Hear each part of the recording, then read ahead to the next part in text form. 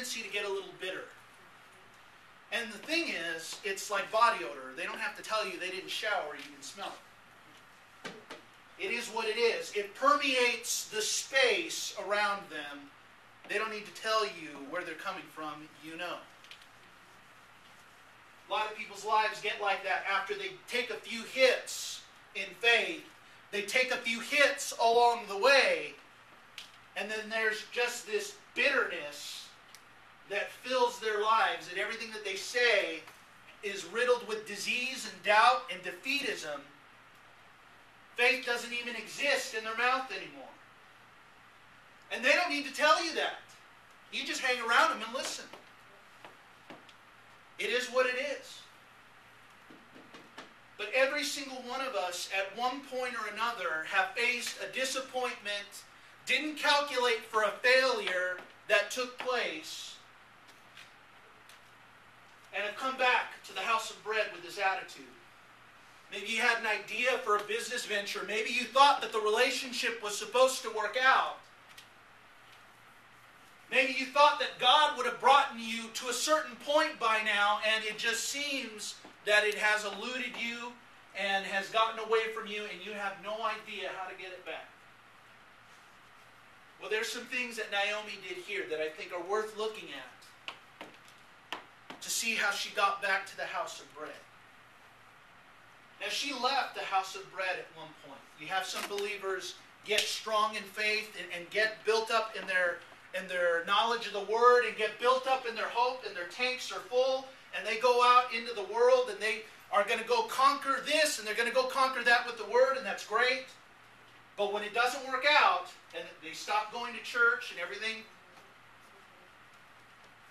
you got to be willing to look at a few things. And here's the first thing that we're going to look at with them is, yes, they left the house of bread. It says in verse 1, now it came to pass the days that the judges ruled, there was a famine in the land, and a certain man of Bethlehem, Judah, went to the country of Moab, he and his wife and his 2 sons.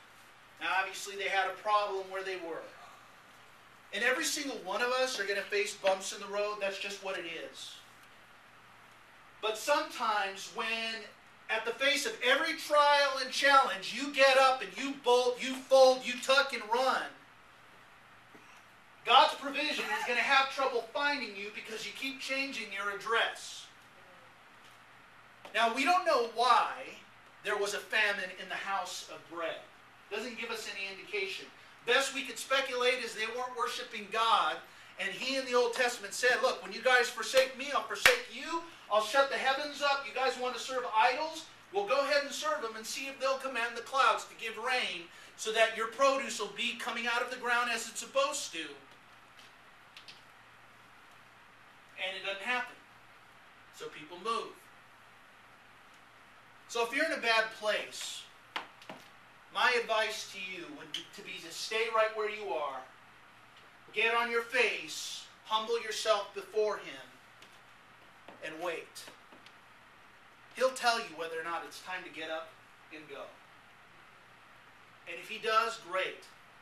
But here we have no leading, no scriptural indication that God told Elimelech to get up and leave.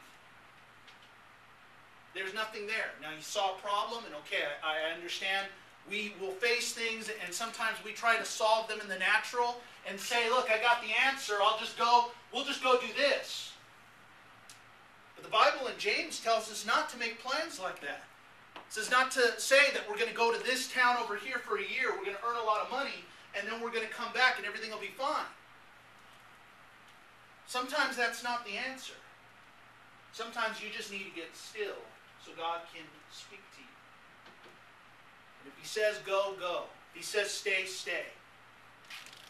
But you have them responding to a crisis in a way perhaps that they didn't need to. Now, one of the other things that's worth noting about Naomi in Ruth chapter 1, verse 6, it says, then she arose with her daughters-in-law that she might return from the country of Moab. For she had heard in the country of Moab that the Lord had visited His people by giving them bread. So now she hears that God has revisited these people, And now they have some substance going in the land. So they up and get out of Moab, and they get out of Dodge, and they get back to the house of bread, because bread is now in the house. Now the thing about a hole, when you find yourself in one, once you realize that you're in a hole, stop digging. Get out. You have here, she had enough wisdom to know. She had enough wisdom to know. She knew that where she was, she had already experienced loss. Her husband lost her 2 sons. Things aren't any better in Moab. So, hey, I hear God's doing some things over here. We need to go back to the house of bread. So they up and they make their way out to the house of bread. In verse 14 of chapter 1, some beautiful language here. It says, "Then they lifted up their voices and wept again, and Orpah kissed her mother-in-law, but Ruth clung to her." You're going to have a lot of people in this life who will kiss you along the way. And by that I just mean as a form of flattery. They have no vested interest in seeing the things of God being released in your life. They have no interest in seeing God fulfill some of the things that He whispered to you in prayer. They have no vested interest in looking at the future that God has laid up for those that trust Him. And all they can do is flatter and say, "That's nice that you go to church. Oh, that's nice that you tithe. It's nice that you read the Word. That's great." Now that was Orpah's response to Naomi. But the Bible says Ruth clung to her. You don't get through this without people. You know, God works through people. A lot of us want to wait for this great big revelation, and look, those happen. And I love it when they do. But some of the greatest moments that you'll ever have in God will be through the experience of us, of a community, amongst people. You know, and Ruth, her name, literally translated, means friendship. You should have some good friends here. I don't know why it is I don't see more people gathering without the pastor in the corner to pray for each other.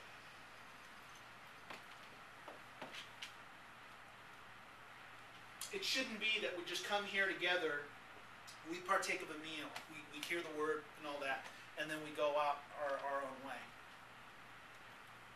The whole idea of this is that it's a body.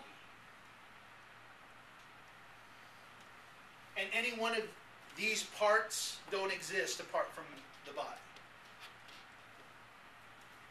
The Bible says when one part suffers, the whole part suffers. Heather and I used to have a convertible.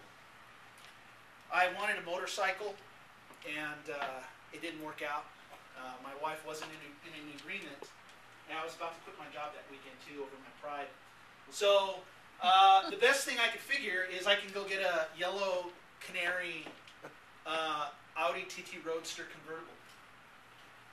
And not a bad compromise for a motorcycle, mind you. So now we have 3 cars at that time. The Lord has given us some wisdom since. Crazy yellow car. Some wisdom. In any event, we took a drive out to Camarillo Outlets, and we were doing, I don't know if we were doing some Christmas shopping or what, and I don't know what we thought we would fit in this car that barely fit us. So we're getting out of the car, and I am getting out, and I have the door, and I go to close the door and swing it, but somehow, and it was a very heavy door, my hand did not clear the door as I was walking away. I didn't get away far enough. So my hand went with the door and swung in, and the door closed on my thumb. So my thumb